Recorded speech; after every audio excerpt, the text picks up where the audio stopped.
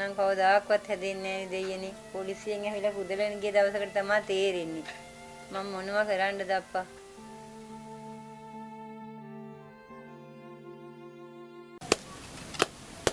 අක්කේ පොඩි මල්ලි නම් හැදෙන්නේ නැහැ. ඕවා කරන්නේ නෙමෙයි මම වරෙන් බං ඕමියක් ගන්න වරෙන්.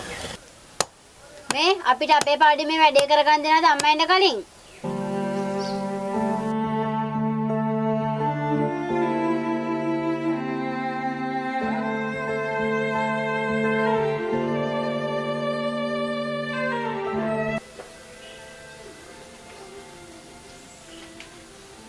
අපි යම් පොඩි මල්ලි.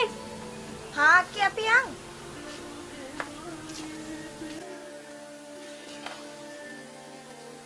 ඉෂාරා ඇයි මන් දෙන්න පන්ති යන්නේ? මොකක් හරි ප්‍රශ්නයක්ද? නෑ දිව්‍යා එයා අපි කියන දේ අහන්නේ නෑනේ. අම්මත් ගොඩක් කල්පනා කරනවා එයාව හදා ගන්න බලන්න. ඒත් අපි කියන දේ අහන්නේ නෑනේ දිව්‍යා එයා.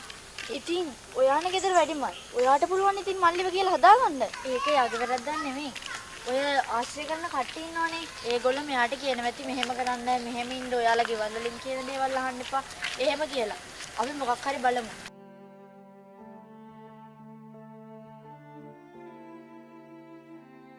එහෙනම් ඉෂාරා අපි ගිහින් එන්න. හරි එහෙනම් හෙට හැමෝම බයි බයි. එක වෙලාවකට මට නම් ඉෂාරා පව් කියලා හිතෙනවා මහලෝ. මොනවා කරන්නද ඒ අම්මයි දුවයි කොච්චර පව්ද කියලා හිතන්නකෝ. ඒකත් ඇත්ත තමයි දිව්‍ය. අර ඉෂාරාය පොඩි මල්ලි නේද ඉන්නේ. ඒ නිම්සර ඔයාද පන්ති ආවේ නැත්තේ?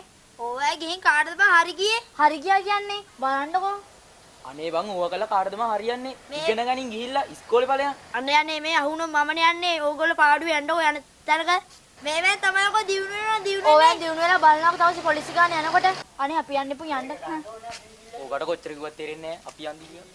ඒ මොන බලයද යකෝ මම යනවා යන්න.